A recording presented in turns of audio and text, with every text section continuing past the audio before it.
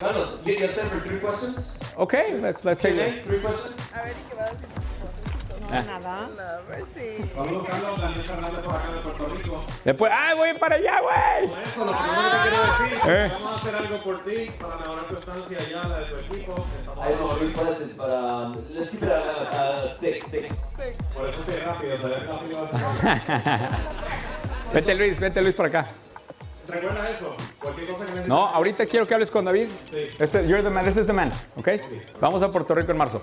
En la entrevista con Albert, by the way, gracias Albert, porque cada vez nos traes más y mejores personas que nos ayudan. Hola. Hablaron sobre que de cada uno de los negocios le imponían como un tax para ayudar a crecer la marca personal. ¿Qué porcentaje recomiendas? Okay, so that, I'm going to answer it in English so that everybody understands.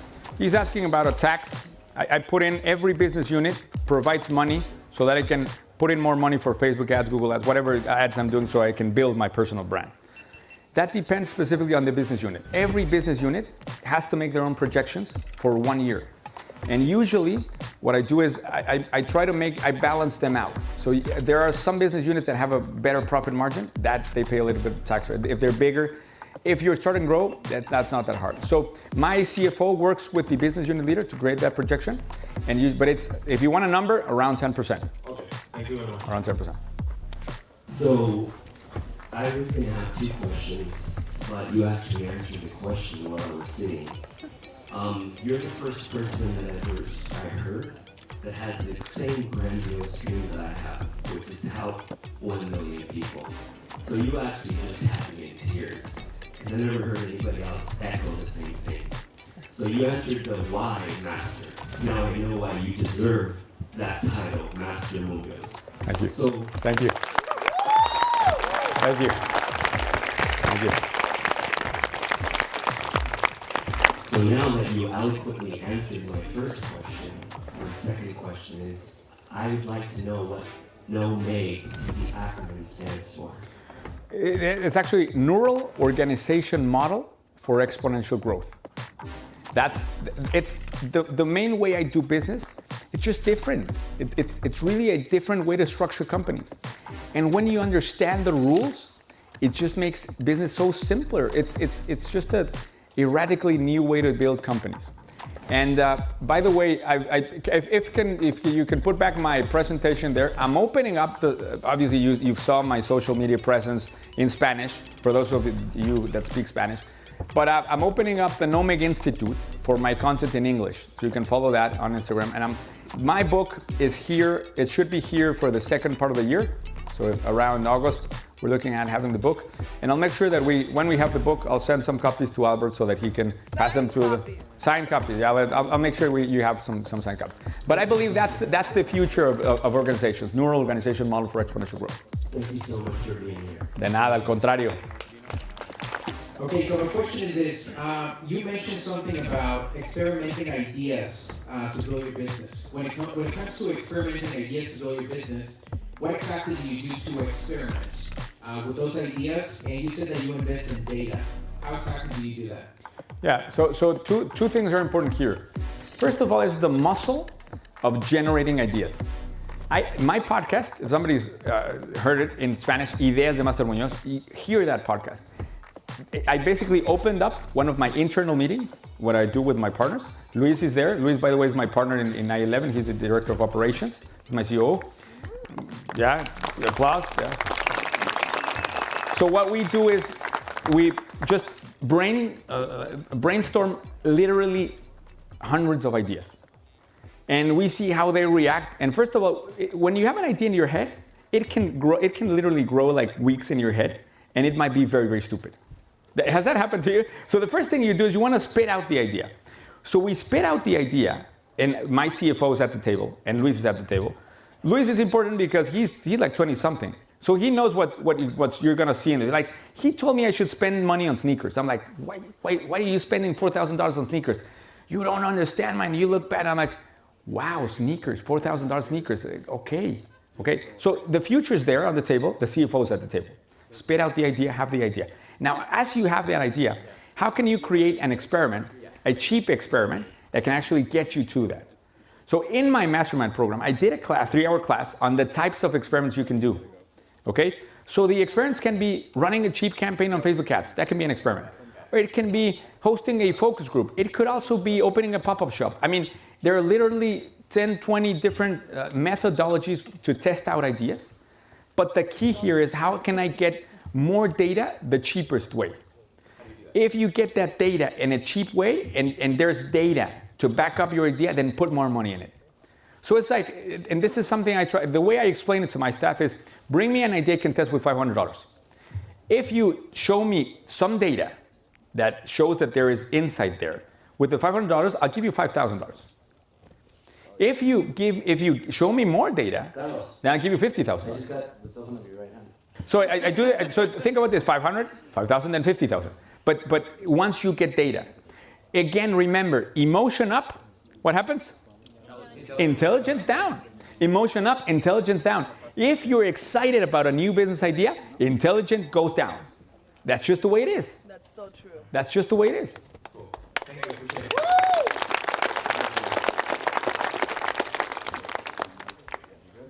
Carlos, mad respect, and so happy you're here. Mauro, been in the United States. Much better having that, no? Yeah. The cameraman. I gotta get that, guys. Been in the United States for 10 years, it's gonna be 11 years in March. Purchased my 18th home. Wow. Come from very humble parents. My dad was a chemical engineer, but he was very humble in Mexico. We didn't have a whole lot. But made it over here. I would pay for my college in Mexico, coming over to the States to work. 3 full-time jobs, you figured it out. True story. And washing the dishes and doing laundry, man. Yeah, well, Fuck. I don't know how you guys stand it, man. I was driving a forklift and I had it. I'm not very good with dishes, like Sil said. I hate them, but but thank you, man. My question is, I'm investing in Mexico. I hire people from Mexico. I love people in the United States. I love people at Harvard. Just take that banner, right? And how would you tell the people in the United States, the U.S. audience, how would you tell them that it is safe to invest in Mexico? How would you tell them that? How would you share that thought? It's like a lot of my work, I do it by myself or with very. Let me stop you there. It's actually very easy. Yes. I just did it. You know how I did it? What did I tell you about Mexico? No, you just showed it. Did I tell you about the great economic thing, or did I tell something about politics? Did I show numbers on Mexico? No. The only thing you need to do is fly somebody down to Mexico. If I can fly you down and I can get you in a meeting inside a cenote, which is those underground pools around Mérida, if I can get you in there and we're speaking business, believe me, you're going to put some money there. But it's not about speaking about Mexico. I'll tell you something. Stop speaking about Mexico. Your words are not enough to explain the beauty of my country, just so you know. Let's fly down there better. Let's live Mexico, right? And I'll tell you, I'm telling you, when you're there, you feel the energy. And as you know, I could live anywhere. I could live here. I could be Albert's neighbor.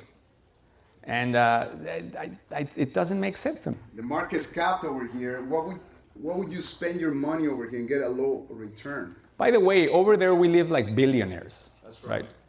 In our home we have a staff of 7. So just so you know, and it's not bragging, just different lifestyle, just different thing. And by the way, I love your English, but I love your Spanish even more. I wish we could hear you in Spanish. Seriously, at least give me, dame 3 minutos en español. Claro, lo hago porque me dijo Albert que pusiera, pero... El que sigue es de Cancún, son una pregunta en español. Claro.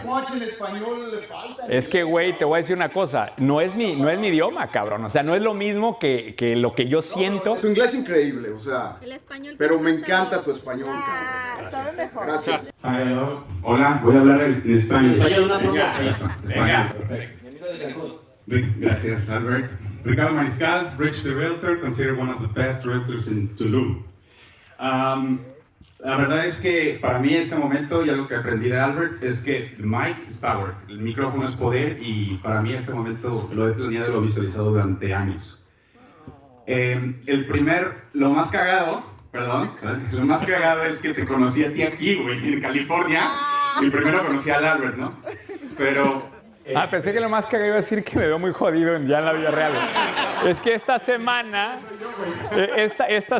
llegué y un vato me dijo en un evento de que, oye, güey, no mames, en la cámara, en los videos te ves mamado, te ves bien, güey, te ves bien jodido, güey, has estado comiendo bien. Y yo de que, güey, así estoy yo, o sea, la pinche cámara nomás, esto soy yo, pero bueno, síguele. Buenísimo, muchas gracias por todo. Soy muy analista, ¿no? Y quería comentarte eso. Soy una persona, creo que para crear un buen negocio tienes que conocer primero tú mismo, ¿no? Entonces yo he estado analizando mucho y justamente así soy. Soy un thinker, soy un analista, un pensador, soy muy pensador. Y mi problema a veces, y I don't know if you feel like connected guys with me, o no sé si se sienten así como identificados, pero tengo tantas ideas que a veces me falta la acción, ¿no? Entonces empiezo a accionar y después viene otra y pum, pum, pum. Y la verdad es que hay tanta mierda en redes sociales. There's a lot of shit and bullshit people trying to just convince you to get your fucking money, right? Entonces, la verdad es que ustedes dos personas son de las mejores que he visto en todo el pinche mundo. Felicidades por eso. Gracias, gracias. Y también Pepe Jiménez. ¿Dónde anda Pepe? También el bueno ese cabrón. Pinche Bradley. No quiero parecer tan lamebotas, pero es la verdad. O sea, yo he analizado a montones de personas. Pero lo que voy es esto. Mi pregunta para ti, Carlos. Yo te sigo desde que comenzaste. De hecho, te topé también en Cancún. Nunca te saludé porque, pues, estábamos ahí y ya está. No te vi pasar varias veces cuando estabas empezando en esto. Pero si pudieras empezar, if you started again this shit, right? Because you started by yourself and your mind and your heart. Si pudieras empezar y eres como yo, una persona como yo, pensador, que tiene todo el tiempo ahí, y va con una cosa, y sí, soy el mejor en ventas, I'm a real estate coach as well, y ya he formado 200 brokers y demás, pero como que quiero todo, pero a la vez no he podido yo lograr un imperio, ¿no? Y me siento muy identificado contigo por eso, porque tengo sueños muy grandes. Entonces, ¿cuál podría ser la fórmula, porque sé que eres de fórmulas o pasos, cuál podría ser la fórmula que yo podría tener para desde empezar desde cero, sin poquito, con poco, e ir creciendo al momento en el que estás tú? Mira, lo primero que tengo que decir, what do I do, Albert? ¿English or Spanish? ¿O ya chingue su madre español? ¿Qué dice el público? Chingue su madre, va, a ver. Hay un libro que a mí me cambió mucho la manera de pensar de esto, se llama Rocket Fuel, para los que quieren verlo, está en inglés. Y habla de, hay dos caras de la moneda, el visionario y el integrador. Tú y yo somos visionarios. Sin la otra cara de la moneda, nada pasa. Absolutamente nada pasa. Puedes ser el visionario más chingón. Y esta es una historia muy interesante. Cuando prendes una película de Disney, se prende ese arquito y dice Walt Disney, ¿no? ¿Sabes quién hizo todo el pedo? Imagínate un pinche enfermo. Yo quiero hacer un parque de diversiones de 500 hectáreas. Ay, hay una pinche estado donde hay un chingo de pantanos. No mames, alguien haga un parque, ¿no? Chinguense un parque de 500 hectáreas con juegos y pinches ratones caminando y la chingada. Ahorita que decía Sil que este güey es unrealistic, es eso, güey, el visionario así es. Pero Walt Disney tenía a un hermano, que era Rob Disney, que era la puta máquina de operación. Era el integrador. Y ese güey fue a 300 bancos, porque todos los bancos les negaron el financiamiento para Walt Disney, para Disney World. 300 bancos. Y el güey que hizo esa chamba, ese fue Rob Disney. Entonces, si no tienes la otra cara de la moneda, puedes ser un visionario soñador que nunca llegues a nada. Mis integradores, que tienes aquí al frente, hacen todo el trabajo por mí. Y mi responsabilidad es seguir soñando cada vez más lejos y que ellos tengan claro cuál es el proceso por medio del cual nos vamos a ir juntos de la mano. Nos vamos de la mano. Entonces, Majo maneja toda la parte de workshops para empresas que están un poquito más chiquitas. Venga, Majo. Luis Carlos es el que opera el equipo. David con el programa Mastermind ha hecho un papel impresionante. O sea, lo que es el programa Mastermind mío es el mejor programa de Latinoamérica by far, sin duda alguna. O sea, estamos rompiendo muchísimos esquemas. Pero otra vez, yo no hago nada, güey. O sea, no hago nada, güey. No hago nada. No hacen, pero sí. Exacto. Sí. No hago nada.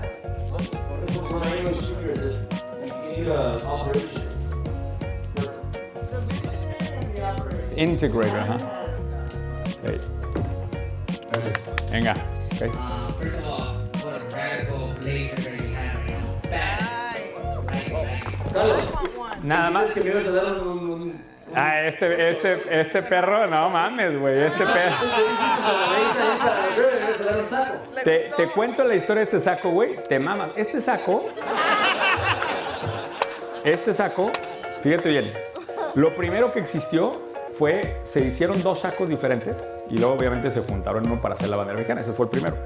Un primer artista hizo los parches que ves acá, que tiene un corazón, porque nuestra hija de Maricela y mío murió de una condición, de una cardiopatía congénita. So we had a daughter that died out of a heart condition. So the heart here represents her. Okay, one of her daughters died. Y on the back hay un parche que dice, "Don't mistake kindness for weakness." That's right, that's right. Okay. A ver, volteate, déjame leerlo. On there. Oh, okay. And then another artist painted on top of that. So this is mysticism of a brand.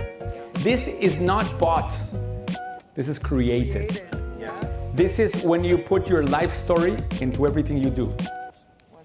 This explains mindset and how important mindset is in business. Like his daughter, passed away, and he didn't. Can you just talk about it? And maybe Maricela should speak a little bit about this. Please. Sí. Sí, tantito. En español si quieres. Sí. So this is actually not that not that easy to tell, and not something we speak about publicly a lot, because it's very close to the heart, and it's hard to remember that moment, just to think about it. But we were pregnant we had a boy, and we were pregnant with our second daughter, and we knew she had a heart condition by month 3. And I couldn't Maricela got that news by herself. I was not there. I was actually in a business trip, because that's what I do. That's what I did.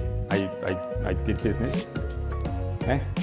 I know that's what I did. I was a workaholic, but I wasn't there to receive that business. To receive that news. Anyway, we flew back and we realized what was going to happen, and she was supposed to have a surgery when she was like a year old. So we flew in, we moved into the States, we lived in the States a couple of months just so she could have the best doctors. And you can take it from there. That's complicated. Since one day after, well, in the night. She was born like at 8 a.m. and then like at 4 p.m. they told us it's pretty worse. So we have to decide what to do. Like where? Because we were having, she was born in a place where there was a very good hospital cardiology. So we decide in a very few hours what to do. I think that's teamwork. I don't know. She did not go out of the operation. We lost her in the 4th or 5th day. The operation was supposed to be held much later. And it was a very hard time for us. It made me realize a whole lot of things. And it definitely changed us. Now I travel I do business travel with my wife. It just changed completely the way I see the world. And it made me learn that there are a lot of things that are more valuable than getting that extra milestone on the money side, right? So I would give up everything just to have I don't know, a year or whatever you could give me with her, but that's life, Así es la vida.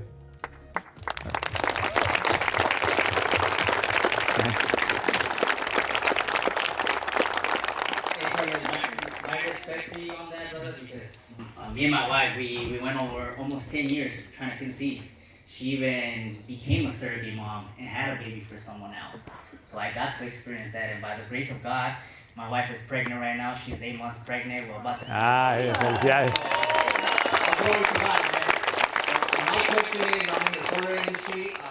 What are some radical marketing strategies that I could implement in our business and our team that could make us stand out? Like when it comes to your codes, man, that stands out automatically, man. So let's go back to the 3 things on branding, right? So again, you are another solar company, right? Another. There are hundreds. So if you go back to the 3 words I told you about mysticism, scarcity, and what was the final one? Philanthropy. Let's see. I was just checking you guys. So if you go back to these 3 things, just have a brainstorm session with your team, man. What can we do in terms of getting really mysticism? What can we do magical? What can we bring to the table that is, in a sense, even impossible to believe? Be the Walt Disney. Like, do the mouse that walks around the room. Do things that nobody can understand, but you have to try. It's a muscle, right? So grow that muscle. And when you start believing that mysticismo, then your team starts believing it also.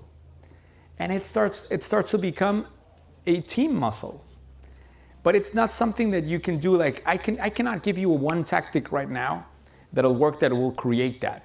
I can give you the actual framework for your mind so that your mind can work on that. But this is a year work. That's why my mastermind program is 1 year. Want to work around me? This is a 1 year commitment at least, so that you understand this and your mind starts working the way it should be. Cables in your mind are wrongly connected right now. That's the only way. That's the only reason you're not getting to the next level. Because if you had the cables connected the way they should be, you would already be there. And every now and then comes a guy, it doesn't have to be me, it could have been Albert, it could have been whoever, and just opens up your brain, changes the cables there, and somehow you get more results. Yeah. And you get more of that. And life is all about that. It's about rewiring yourself every time. And you sometimes life changes that wires. Sometimes a mentor changes those wires. Sometimes you yourself are so driven that you change your cables. Hay que construir una marca. We have to build a personal brand. But when we know that our community is ready to buy from us, when the community is ready to sell them something. ¿Cuándo están listos para que les vendas algo? Believe me, when is a community ready to buy something from you? Believe me, you'll sense that so easily. They tell you, they literally tell you, I want to buy. And usually it starts around 100,000 followers, if that's the answer you're looking for. But when you have 100,000 followers, people just they like it's just people. It's a magnet. So people come to you, and it's just so many people coming at you. They want to buy. It's just they want to be a super fan, right? So make sure that don't think about selling anything until you're up to 100K. And provide value. Right, just value to 100K. When you're at 100K, be very thoughtful of what you want to sell them, because it's always about building relationships. Carlos, like that's a key nugget, because it really is 100K. Because now that you said something, I kind of thought about it. When it reaches 100K followers, I started making extra money. Yeah, and it gets easier. It gets easier and easier and easier. And you know, the main thing is that you control the narrative. So controlas el micrófono. So now pues si dices a la gente, lo hacen. ¿Verdad? Si le dices como, if you tell people like, hey, do X, they do X. Do Y, they do Y. Because now more people are listening to you, so now you control the narrative, the microphone. You never want to give up.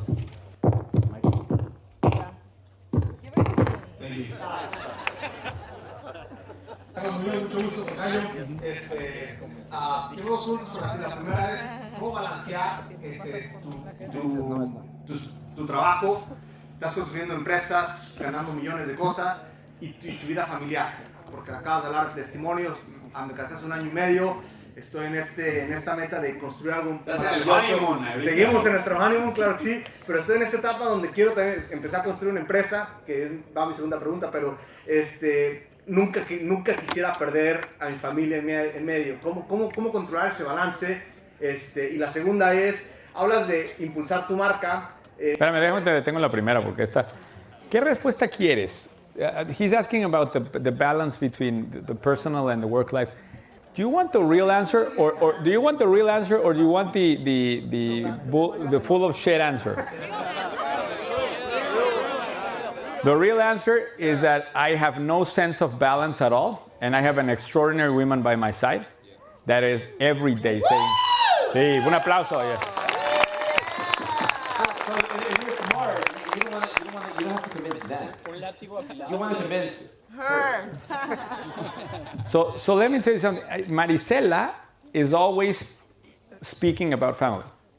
And she is driving, the topic is family. What are we doing per the family? It's family. And so this is me, the me train is business and it's going that way.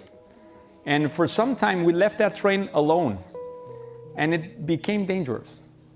After our daughter died, she helped me put that train back where it's supposed to be. And because I was very close to burnout, I was traveling 3 countries a week and I was flying commercial, so.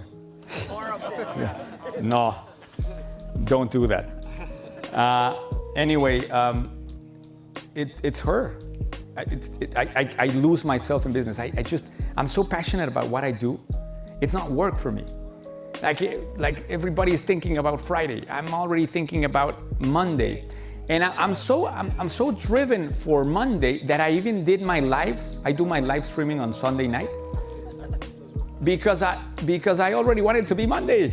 So I'm like, I'm so passionate about what I do, and believe me, people, it's not like you're in the screen one day and it's like the Matrix movie, right? Neo, wake up, you have been the chosen one. It's not like that. You impose this to yourself. The passion, you construct that for yourself. But I'm just so passionate that it's uncontrolled. But then Marisela comes here. Can Marisela speak a little? Yes, of course. How do you balance? You don't. You don't. Roll with the punches. You don't. You get all together. En español también si quieres decir cosas. Sí, en español si quieres. Como quieras. Venga. No buscas un balance. Más bien tratas de combinar las dos cosas y encontrar lo que más convenga para ambos y la familia. Esa es la clave. Pero estar conscientes de que hay una familia ahí. Porque si no estás consciente, te vas y luego volteas y estás solo. Entonces, ¿con quién vas a compartir todo lo que estás logrando? ¿No? Y eso es lo que no queremos. Yeah. By the way, follow my wife, Marisela Matienzo. She speaks a lot about family. That's what she speaks about. La segunda pregunta es, tengo una compañía de contaduría y de preparación de impuestos, y la titulé We Care Tax and Accounting Services, pero la realidad es que mis clientes, tengo a mi hermano trabajando conmigo, también parte de socio y mi asistente, pero los clientes nada más me buscan a mí y estoy atorado ahí porque no puedo crecer. Llega un punto en el que nada más me quedan 24 horas y cómo impulsar realmente esa marca y poderme salir un poco, porque cómo educar a los clientes a que quieran hacer los impuestos con otra persona. I'll give you the easy answer to that because there are several answers to this question. Everybody's looking for the owner. I'm just one owner. There are 3, 4. How do I make clients go for the other guys, not for me? It's actually I'll give you, there are 4 or 5 answers to this. The simplest one is very easy. Just charge more. It's actually very simple. And you know what? I learned this in a very unrealistic way. So I was in London. So as you know, I had the consulting company in real estate. So we were there to hire Sir Norman Foster. Maybe you heard of him, the star architect from London. Have you heard of him or not? Anyway, okay. So we were there to hire him for a project in Mexico. So we were there. And we get the quote right from the staff. And it was a $3 million quote. So we get the quote and I'm like, okay. And as my client, I was not hiring, it was my client hiring. So as my client was looking at this, he asked, but when we hire you, we're gonna get to see Sir Norman Foster, right? And she goes, oh, you would like to see Sir Norman? Of course. So there was a quote that said Foster and Partners. She takes out another quote, right, that said Norman Foster. Looked at the price, $12 million. Which quote do you want? 3 million or 12 million? It's as simple as that. In my mastermind program, there is a price if you do not want time with me, or if you want time with me. If you want time with me, you're gonna pay 4 times the value. That's just how it is. Time is scarce. My value is scarce. So just bump up the price.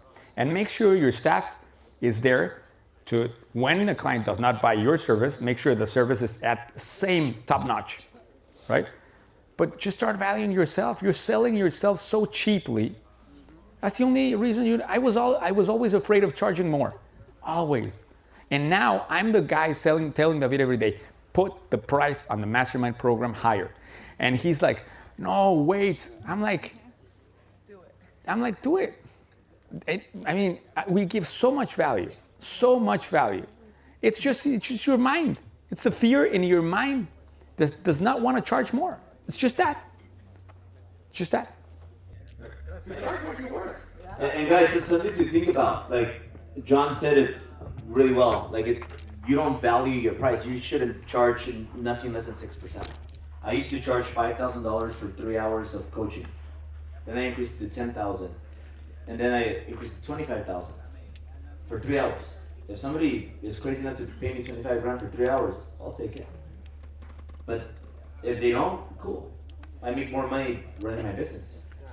My time is valuable, so you gotta up your price. And then people that are serious, they're gonna invest in. Do a simple number right now. Everybody take your pen out. Write the number you want to earn in this year. Write the number. The one you want to earn. The one you want to earn. Not the one you earned last year. The one you want to earn. Okay? Divide that by 2,000. Divide that by 2,000. That's what your money's worth. That's what your time's worth right now. That's it. Simple as that. Hi, my name is Shuka, the Quantum Soprano. I'm an artist, an opera singer, and a music teacher. And I am. Can you sing something? Yes. Go, go, go, Please, go. yeah.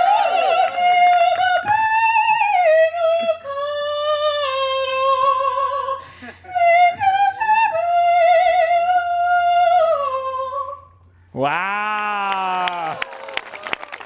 No mames, qué chulada. Beautiful. I want to first say I'm absolutely impressed with your presentation because I feel like it absolutely comes from your heart and it sits on the heart. And you really care about your country. And I come from Iran. And one of my main goals is to portray Iran as it is to the people. I write Iranian operas and I'm starting my online business. And my question is, if I want to change my style, you said experiment. I have some audience that they know me as Shuka that always sings operatic songs. And I want to tap into pop songs and I want to earn revenue out of that. How would you experiment so that your audience don't get upset or don't feel like, oh, because the first few works you create will probably be shitty. So I'm wondering, when you experiment, how do you not lose your audience? Again, experimentation should maybe not be sitting in your same account. It might be something new, but the way I think about it is when I'm starting a new media, whatever I'm doing, I try to think about the tribe. Is the tribe that this service or product is already in a different tribe than what I'm servicing right now? If it is a different tribe, then it should be going another channel. And when you open up those channels, remember, before selling whatever, it's just helping out that tribe. So you have to name that tribe. I wake up every morning and I say, emprendedores, which is entrepreneurs in Spanish. That's my tribe. And I tell them every day, you want to belong to that tribe? Because if you're an employee, don't follow me. That's just it. I speak only to business owners, and that's 5.72% of the world.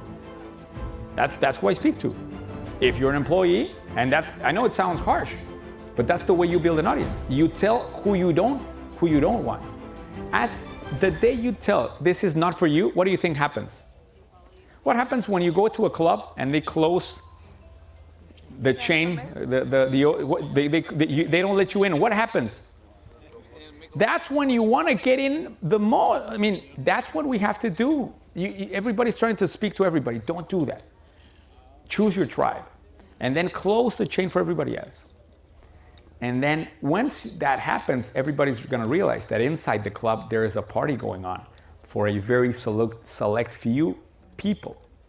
And that's when things get amazing because they start sharing and they start doing all whatever you expect. Thanks so much. De Puerto Rico también, chingón. Veo mucho tus videos, el video de un chingón me voló la cabeza, de 200 años de libertad. Entonces la pregunta era, hablaste ahorita de ideas. Cuando tienes tantas ideas, ¿cómo defines cuál se lleva a cabo?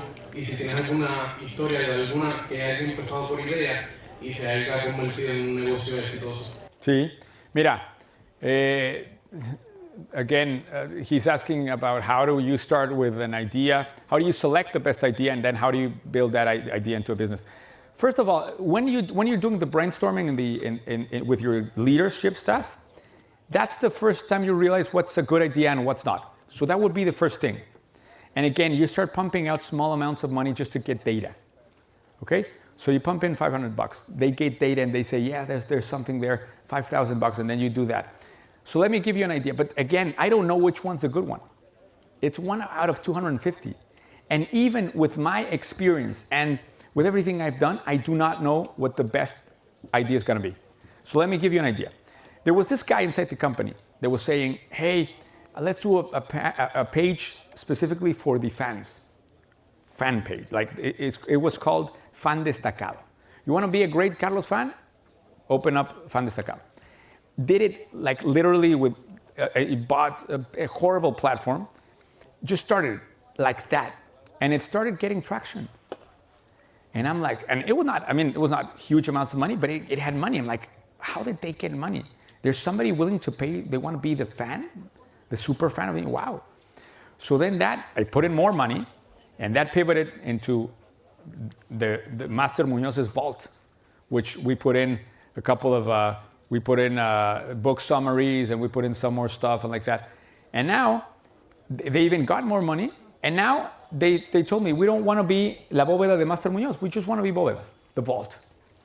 And you know why? Because I was always busy. I didn't have time for them, and they shut me out. I mean, not in it's still my company, but they're a complete business unit generating their own profits, and that it doesn't even need my face for it. So that was an idea, and now it's $1 million business, right?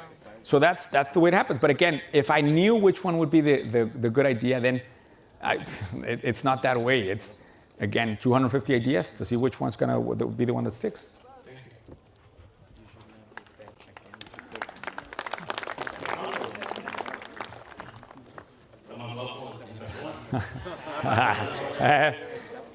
Más que nada, no es una pregunta, es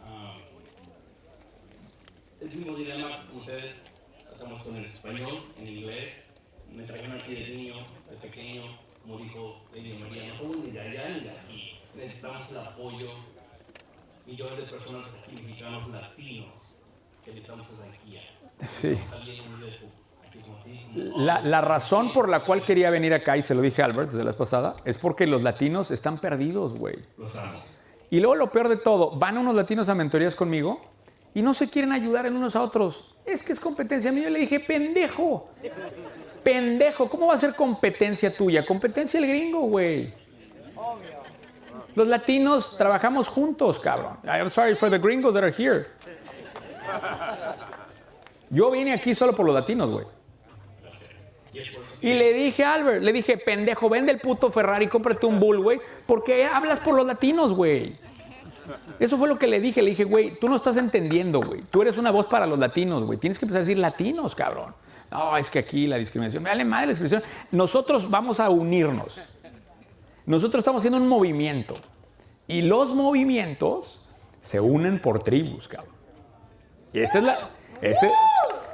es la tribu que les tira la pinche barda. Esta es la tribu que va a tirar el muro, güey. Pero bueno. A esos no les encanta cuando les digo eso, ¿verdad? Güey, de que qué pedo, pinche. Échale. Hola Carlos, me llamo José. Venga, José. Well, I'm speak bilingual. I'm speak Spanglish, so everybody can understand me. But first things first, I want to give a shout out to all the women that are here, because without women, us men would not be shit. Yeah. You have your queen here. I congratulate you two men that you're successful, because you also have a queen by your side that has a lot to do with that. Claro. And so, first off, I want to say my condolences. Okay, that was a beautiful story. I'm sorry that happened to you. I can relate to that. I myself lost my queen to cancer, who was carrying my little princess. So I decided to dedicate my life to giving back to others. And we have a similar goal. I want to have the biggest funeral in Mexico también. Aunque soy nacido aquí, I want to have the biggest funeral too. But you have a head start. What I do in my spare time. Un aplauso, por favor. Pero te ves más entero, güey. Tú vas a durar un poquito más que yo, güey. No for nada. So I'm a decent mechanic. I hate what I do. I fell into it. I did the whole corporate thing. I did the college thing. I know that entrepreneurship is for me. But right now I'm just like, okay, Amazon FBA, e-commerce, Forex, crypto, real estate, Facebook ads, Google ads, what the hell, right? But I'm dedicating myself to, I want to build an empire that is going to be paying it forward. You mentioned beautiful places in Mexico. ¿Conoces las sierras de Tarahumara? Claro. Well, I go up there with a trailer with my own pickup truck and take rice and frijoles and material beans, because they make their own clothing. For people who don't know, those are the indigenous people in Mexico who they still walk miles to get their own water. Wow. They live in caves, they live in little huts. So I go back and give supplies and everything, and I want to create an empire that will create jobs for other people, even here in the US, because homeless is a big problem here. So I want to fix that problem somehow, but also in Mexico. What endeavor do you think I should stick to one thing all my time in that can help me build that empire? Okay, so first of all, it's not one thing. It's gonna be a chain of things, and what you need to find that first link. That's what you're looking for. So let me tell you what I always recommend as a first link. But I want you to know that as soon as you get that first link running, you need to be thinking about the second link and getting that leadership positions to grow those links. Okay. So the way I look at it is, entrepreneurship is like a club, like a nightclub. So it only gets only 5.72% of the world are allowed to get in. So you're sitting at the entrance of the club, right? And then there's the bouncer there, and then it's a whole bunch of people, because 72% of the world wants to be an entrepreneur. 72% of the world, but only 5% get in. So out of you're 100 people outside, the bouncer's there, nobody gets in, and then out of the blue comes this guy from the back. And they open the chain for him, and he goes in. And you're sitting at the entrance, right? And you speak to a friend, and you're like, why did they let that guy go in? And usually what your friends tell you is, he has money. So usually what we believe is that entrepreneurship is a money thing.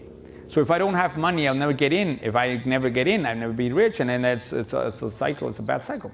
So what I believe is that if everybody's at the entrance of the club, you just move a little bit to the back. Go left. There is a back entrance. There is a back entrance with nobody looking after that back entrance.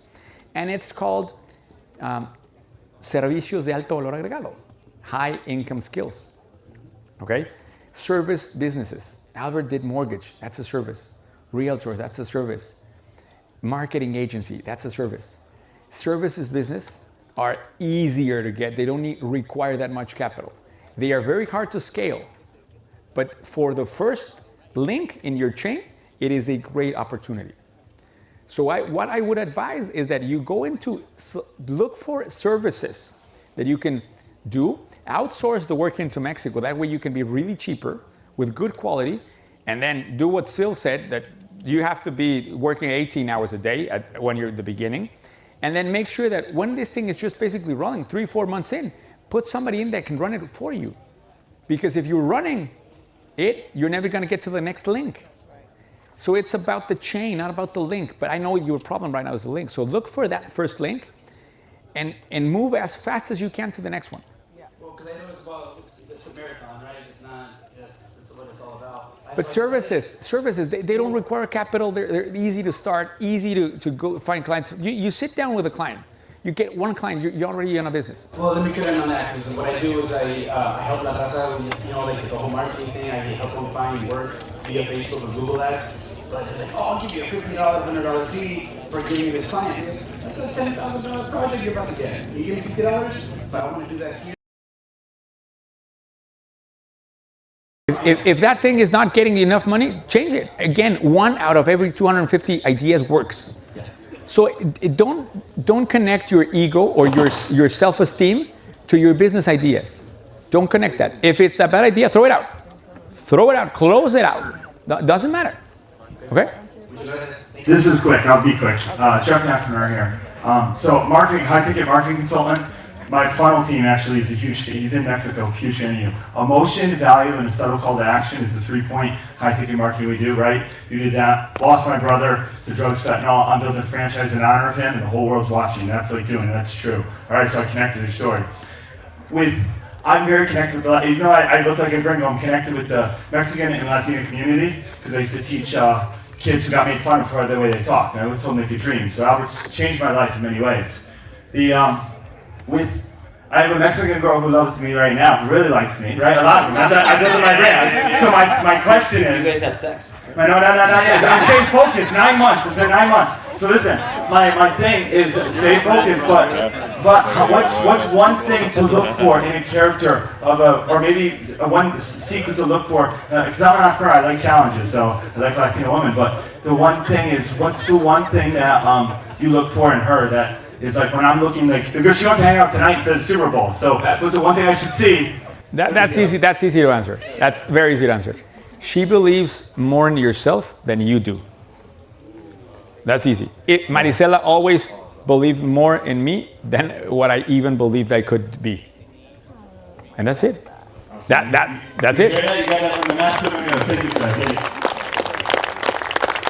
Thank you very much for all the speakers. A lot of motivation. I'm Econ Bulldog, and gracias for opening up about your story about your daughter. I wasn't here. I was in Iraq when my son was born, so my mind was in like destruction mode.